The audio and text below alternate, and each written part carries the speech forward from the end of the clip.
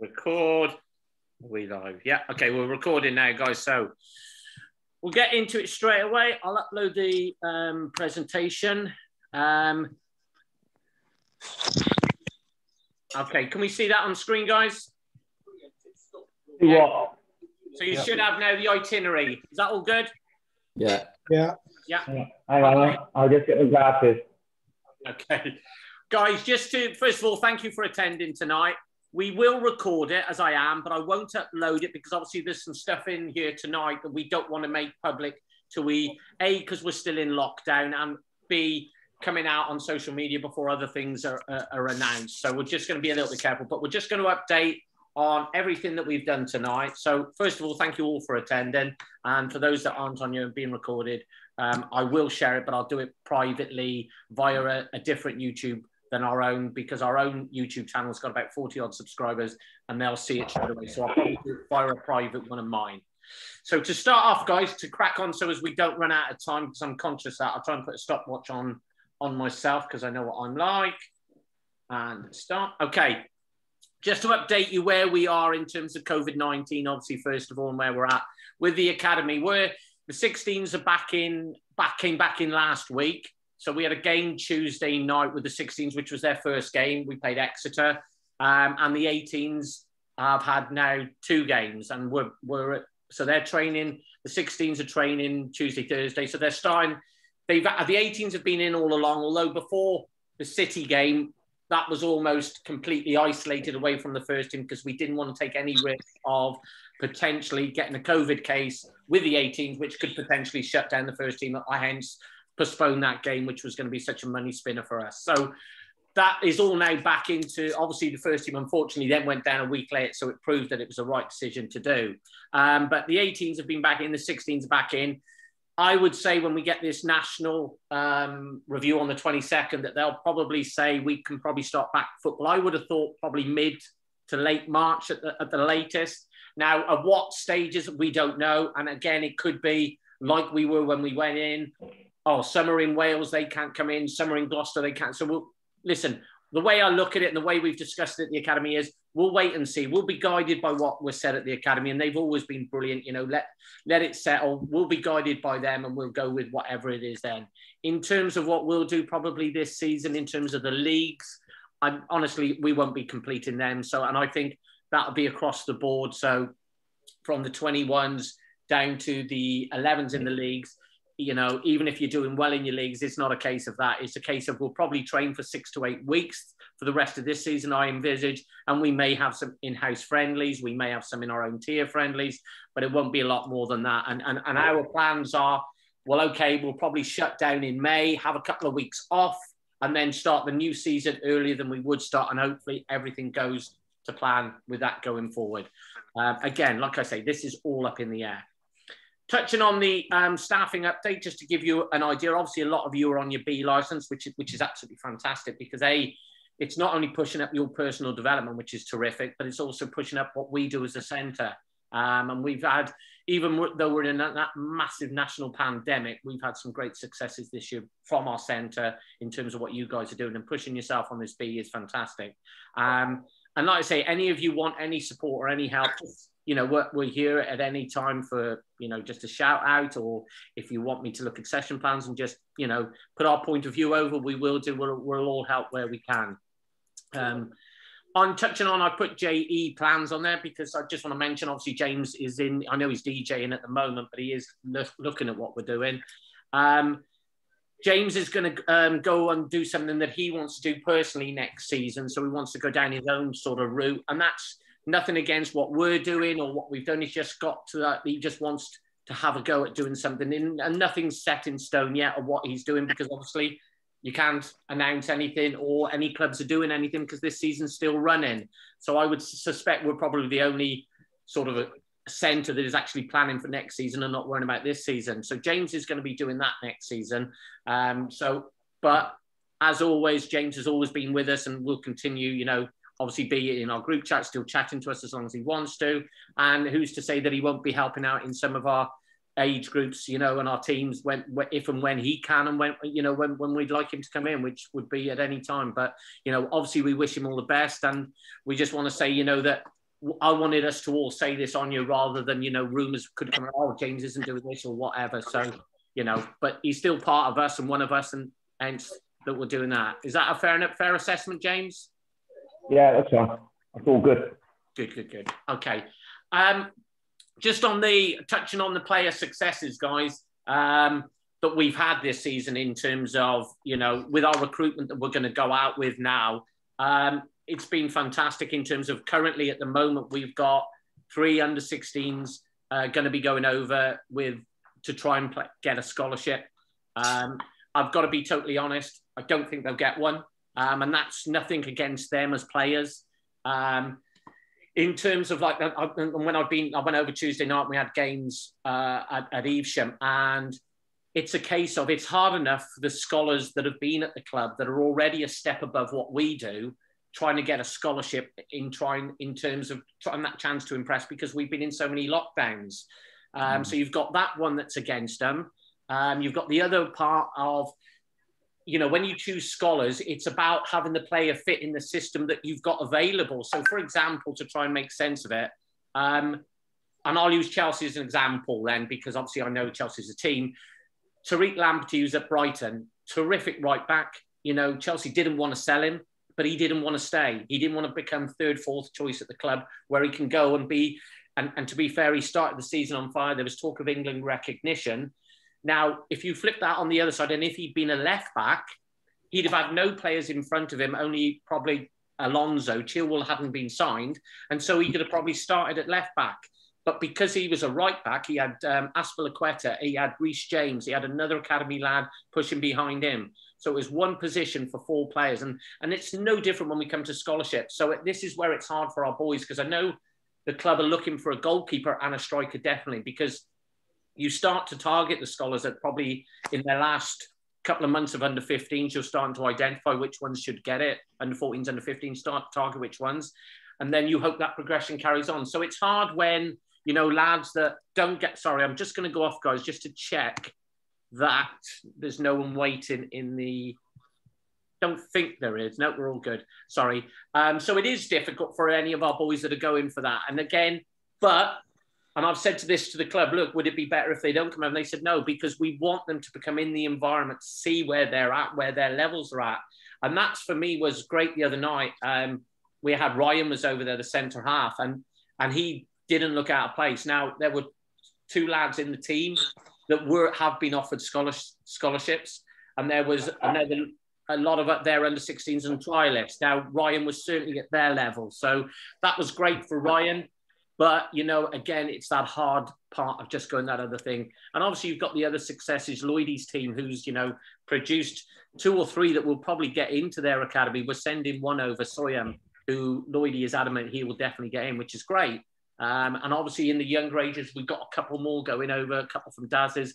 And I know if we were going to take some of Kirk's, we certainly could, but we're not going to rush into that one just yet, because we want to keep them to try and develop them that little bit more, but also help build the teams that we're trying to do.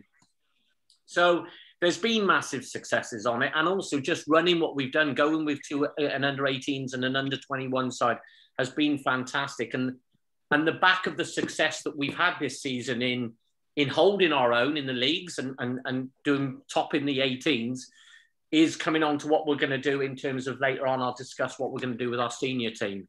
But if we go into basically, I still need to see the itinerary. So our pathway next year, and this is what we're going to advertise for. You know, there's going to be new teams, new opportunities for the FDP and the YDP, which is the foundation development phase and the youth development phase. So we're looking for players and coaches on that, and we'll come on to that again in a little while. And this is something that we're going to put out there.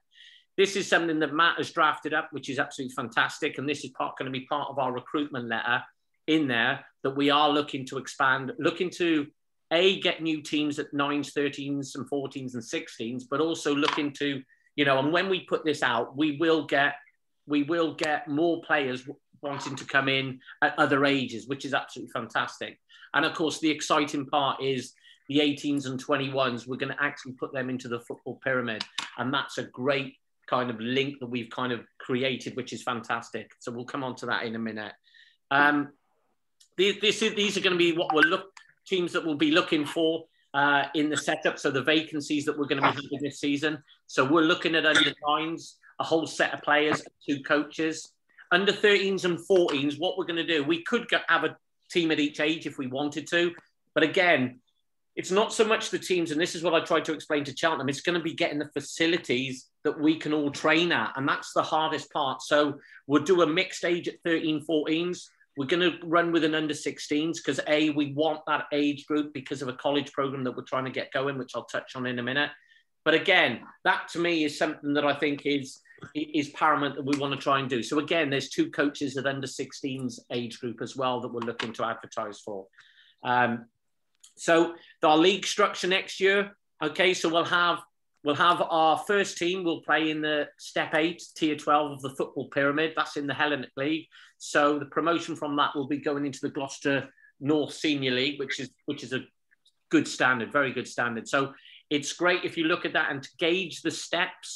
If Hereford are Step 2, Westfield's a Step 5, Cinderford a Step 4, Lads Club Wellington, who we played, a Step 6. So Step 8 is something that I'm quite confident that our 21s and 18s will cope with because we're going to mix one team into that. So we'll touch on that a little bit more in a minute. You go down, you've got the college team that we're going to have. So we're going to partnership with Herefordshire College. And again, guys, all this on you tonight is just for our eyes and ears only at the moment, because obviously till it's all signed and sealed, we don't want any of the players or any of the parents knowing. So this is just for us to give us a heads of what we're doing. But we're down the road with the college trying to get that. So again, I'll be looking for staff. That's got to be staffed in the day. That's going to be about 10 hours in the week that I'll need to employ a coach to do it because I'm not going to be able to do it all. And then if you go into the youth phase, we're going to have the 13s and 14s mixed team, Lloydies 15s and the 16s. And then in the foundation age, we'll have our current 9s, 10s and 11s playing in the 10s, 11s and 12s, and obviously the new under 9s coming in. So again, it's going to take a lot of work and a lot of sorting, but it's something that I'm quite confident that we can get round without a shadow of doubt. This is the coaching schedule, okay, in terms of how we've got to try and fit it all in. So the column down the middle will be the ones that are training twice a week.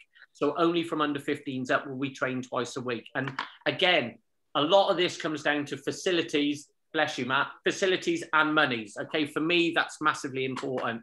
So they'll be all twice a week. Then you'll go down to once a week for the others with match days. Okay, again, these slides, guys, I can share with you on our group chat. That's not a problem. But again, I've just got to be conscious of it. We don't want to be releasing anything just yet. So in terms of a weekly plan, I've drafted up just a little bit of an idea. So I've got the teams on the left-hand side, and then on the night that they'll train. And this is, again, this isn't set in stone, guys. This is just something that I've drafted up. So, for example, the first team will train twice a week. Now, I've put Monday, Tuesday, and a Thursday because we're trying to get Hartpury for them. So as they're halfway between us and Cheltenham for one night a week. So it depends what Hartpury come back with. So if Hartpury come back to us and said, oh, we can do a Thursday, well, then we'll probably do Monday at the ranch. And then whatever night the first team are on, the 15s and 16s will train the other night at the ranch. And then on the Thursday night at Peggy, as long as I can, we're hoping Hartpury will be a Thursday night so as we can use the ranch on a Monday night. And that would free up Pegasus then for the other age groups. So the 15s and 16s would come on from 8:30 to 10. And then the other age groups would be on for the first hour and a half. Now, again, if we can get Monmouth and probably put our younger ages there, that may well be something we can do. Again, none of this is set in stone, and I'm open to ideas, guys. I want, as you always do, help me run this. So if you come up with a suggestion that you think, look, we can get Monmouth on a Wednesday night down there for you, for the younger age groups in terms of, because it's a bigger venue, it's an earlier slot, which we had at the end, and we've only used it once, unfortunately, this year, then great, let's go with that. So that's just an idea. That's just a gauge to give us where we're going. And I think that's quite important, guys. if I come on to touch on now, guys, on in terms of the staffing structure and how we want it to do it next year. Obviously, the big news is this first team that we've brought into it. Okay, that we've gone from 18s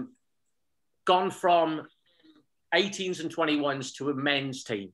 Okay, so how we're going to do it and how we're going to run it, and this is how we're going to staff it at the moment with more staff to come in, obviously. So if you look at it, the first team are going to play in that step 8 of and tier 12 of the football pyramid. Okay, and to manage into that, I looked at some, I got to choose the manager when it came in. And so we had the meetings with the academy and they said, so how are we going to do it? So if I just touch on what GNFC, which is Generation Next Football Club, okay, who they are, first of all, they are basically, they're based in Antigua and Barbuda, okay, so it's not a bad home base. And they've got academies, obviously there, they've got an academy in Canada, and they've got one in Barcelona, which they're setting up now. They've also got a partnership with Stoke City. The owner of GNFC is Ricky Santos, who we've had a long Zoom with. Matt and Daz and myself and the Cheltenham staff have had a long Zoom with him. Plus, I've had other meetings with the academy about it since. Now, he is big friends with those of you that know the football will know that the Coates family that owns Stoke City, he's big pals with them. So Stoke, we're going to actually help with their academy out there. So they're looking into that. They've got a partnership with them. They've got a couple of links with other Football League clubs as well. Now, my question to them was, you've got youth academies all over the place. Why do you want to set up a men's team? He's been wanting to do this for possibly 2 to 3 years. And his family, his wife is actually back over at the moment. He's lived out there for 30 years, but his wife is back over at the moment. They live at Kempley in Gloucester. Now, he is going to set up a team next year, full stop. Okay? So he wants to go into the football pyramid because he wants to climb the football pyramid with a team. Now, he wants a team because he wants to send boys over from Antigua to have an opportunity. They've got boys over here at the moment. There's also, some of you might have heard of the Right to Dream Academy, which we've had at Westfields when I was there, and at Hereford have had players from there that have come over to Hartpury. This is a similar sort of scenario. Now, whilst he's going to do that and he's going to set up a team, the way this got together, Anton, obviously the academy manager, contacted me when I was at Hereford last year as the academy manager, or the year before, whenever it was. And we talked about this, and was I interested in getting back into semi-pro management? And I said, well, yeah, I probably would be interested, but obviously I was academy manager then, it's a full-time job. So we'd wait and see. Well, this is the scenario. They were talking about it then. So how we've looked at this is, he's definitely setting up one team, and we want to set up one team because I want our 18s and 21s to play men's football. It's the only way we're going to get them to step 5 and above and play in decent standard semi-pro and potentially have a proper pathway for our whole centre, rather than get to 18s, right, off you go, we got nowhere for you to go. And so I said when we talked about it and discussed it, at the end of the day, there's going to be discrepancies between what Ricky wants and what we want. But I said at the end of the day, rather than try and put 2 teams in and struggle, putting our heads together and getting one team with a few discrepancies, let's try and make that work. So this is why we've went for it. And my reasoning behind choosing Matt and offering Matt, it was basically, Matt's obviously he's been with the 16s, then he went with the 18s, 21s last year, and has come up through and has done superbly well. He was at all the 21s games. He wants to push on. And so, I spoke to Matt about it, and Matt gladly accepted it. We then looked at, who we would need somebody else to cover him with it, because, obviously Mike hopefully is going to help on the Saturdays, and seeing what I might be doing as well. And we'll touch on that in a minute. But, and obviously, there's going to be some of you in here tonight that may think, well, why has Daz got the chance, etc., etc. But how we look at it and how we discussed it all, and we've had plenty of meetings about it, guys. And listen, we haven't done anything behind anyone's back or anything like that. We've looked at it that, say, Lloydie and Kev with the 14s last year, the 15s next year, to me, had a very difficult start in terms of, with players and trying to get, a challenge, because Lloydie's been with that age for quite a number of years now. and they mastered it in the end. They brought in some players which took the team to a new level. To suddenly pull anyone away from that, to me, would have been wrong, and want to give them the chance for next season. And the same goes back down to, say, the 11s then, Kirky, with your boys. If to pull you away or offer you away from them, to me, then was going to be, geez, that's a big upheaval. Because they've had 9-a-side for the first time ever from 7-a-side this year. They're going in, and it's been sporadic, hasn't it, because of the game. So we're going into it again next season. Well, you're then into 11-a-side the following season. And to build that, you need to continue developing. And obviously, having Nick alongside you now has helped you with that this season. So again, we didn't really want to see that. I spoke with Matt, and obviously he gets on well with Daz and etc. And that's when Matt decided that he wanted to ask Daz if he'd be interested. And Daz has said, well, as long as he can sort the other age groups out, he'd be more than happy to do that whilst still being involved with those age groups in terms of putting it. So I hope I haven't gone on too much about that, but just try to clear it up a little bit. So that's how we want that first team to run. Then we go into the college team. And again, that's going to be starting in September. It'll run 36 weeks of the term time. And they'll be paying £9 an hour for the staffing of it. And that'll be probably all college kids that'll be in there, obviously. And then we've got the under-16s, the YDP age groups, staff to be confirmed, the under-15s with the staff in there, the new joint mixed teams and the staff to be confirmed. Obviously, the 12s, Turkey with the foundations there with yourself and Nick. And then we got the 11s with Mark and an assistant to be confirmed, and Levant with assistant to be confirmed in the 10s, and then the new under-9s. And the reason I got Daz overseeing that for me is, A, Daz knows all those players in those age groups, as all of you do. But for me, it's a point of call because there's going to be quite a bit of other stuff going on. So I just wanted to make sure that we've covered all that sort of angles, that everyone's covered. And listen, if anyone's not happy with what we're doing, please, let's discuss it. Let's get it out there. But this is how I think we can run this and make this work, as long as we're all willing to pull together, because it's not going to be easy. It's going to be hard work. If we go on just to the other, because I can see the time's running out on me. So this is how the GNFC, Generation Next team, is going to work. Okay, so there'll be head of football operations. It'll be Antoine, is the director of the Generation Next Academy in the UK, which is great because he's also obviously the academy manager. And obviously myself will be head of our football operations. They'll have 2 sessions coaching weekly at those venues. Squad of players, we've currently got 32 in our 18s to 21s. Well, obviously, we're hoping this program is going to be funded, which will be massive for the players. But it'll also mean, and this, means that we can be a lot fussier, because suddenly you haven't got to worry that, well, actually, he's paid all his fees, he's going to have to play. Well, actually, no, we'll be picking the players then. And it does start to become a little bit reality for us, which is great. And of course, then obviously the staff inside there with the match day venue, still playing at the academy, which was a big point, because this Generation Next, they eventually want year 1, they want a men's team. Year 2, they want a men and a women's team. Year 3, they want to start the academy, and they want to build their own ground and have their own facilities. So they've got big plans, and obviously, we want to be part of that. And obviously, I have gone in and said, look, whilst we're happy to merge and make the partnership work, I want to be on the board or part of the say-in, because at the end of the day, staff that we're bringing across, players that we're bringing across have been with me a long time. And for me, the last thing, I said to him on the first time that I'm not going to be rude, but at the end of the day, I've heard of plans like this before. And after year 2 and 3, when it hasn't gone their way, the money's pulled out and it's all fallen apart. Now, I'm not going to put my name to that. And that's why it's important for me that I'm on the board of say so as we can see that if you did pull out, that, well, actually, we can actually step in and we'll continue running it. To which Ricky has come back to me and said, no, he has no problems with that. But he, like I am, is a bit conscious of what I'll deliver. And, he said, to bring you in on my company that's been running for a number of years with these academies, etc., I need to see that you can deliver. So that's something that we're going to discuss ongoing, but it's something that's why I want to convince, obviously, our 18s and 21s, there's 32 in the program at the moment. There's potentially only going to be 10 or 12 in it next season, which is a massive cull. But they're getting into real age football now, where it matters. And that's why not paying is critical from my point of view.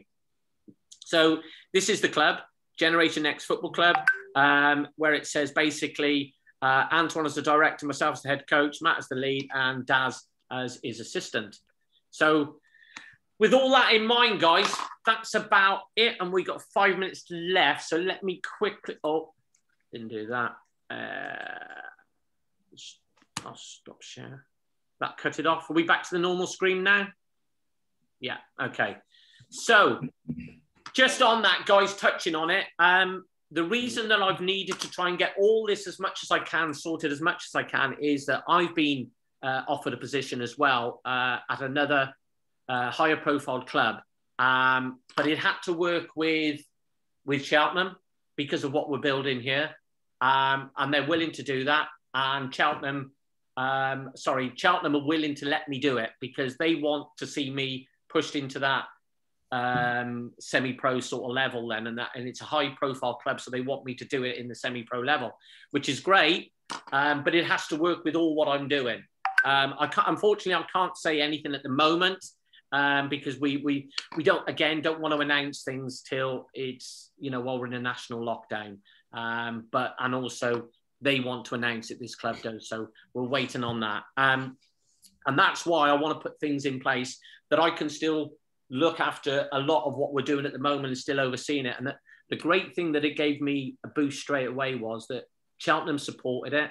So it meant that they're supporting all of us, and I mean all of us, to develop further. Like Matt and Daz, neither of them have managed in senior football at this step that we're trying to go into from Cheltenham's point of view, but they're willing to support that. So they want us to push on. Like they said, that's where they want to try and encourage to go through your badges. They're want me to go through my A license with a youth award. Obviously, I've done the A license for the professional award.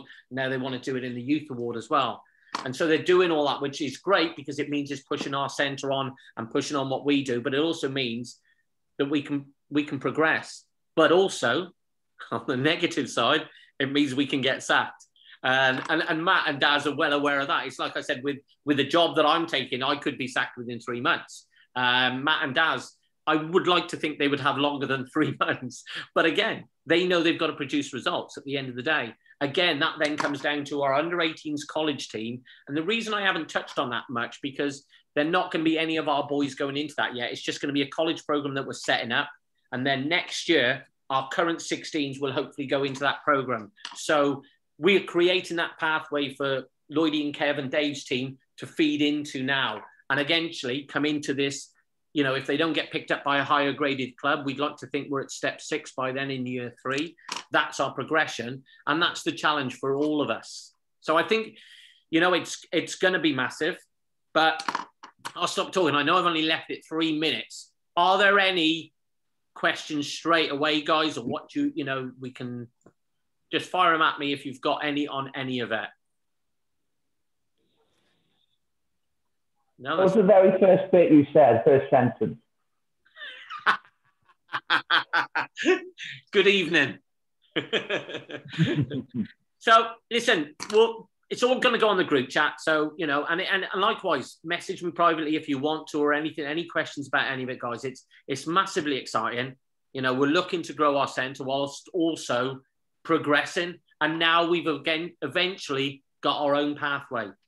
And unfortunately, and I'll use my own boy Jake as an example, that they've got to be good enough to get in that team. Now he went with the 21s every week, as did say Lloydie, one of the Lloydie's boy, obviously. They didn't start unless we were short of players. Now they're going to have this the same next year. So they may well still want to do 18s football. Now they could go at Cinderford, they could go Pegasus or wherever and play that, yet still be involved with what we do, tasting men's football where it matters. Playing the likes of a Wellington, the lads club, hopefully not, every week in, week out, where it really tests you and pushes you on. But that's what it's about. We're down to less than a minute, guys. So if you're all happy with that, what we can possibly do is have another one next week or catch up on the group chat on what we want to do and on any questions on going further forward, because we're looking to release this about recruiting in probably a week to 2 weeks, probably when we know about the national lockdown, but we might do it just before because it is building towards next season, those age groups. We won't mention about our senior team and where I'm going till then. Is that fair enough, guys? Yep. You've never all been so quiet in all your lives, have you? All happy then? Yeah.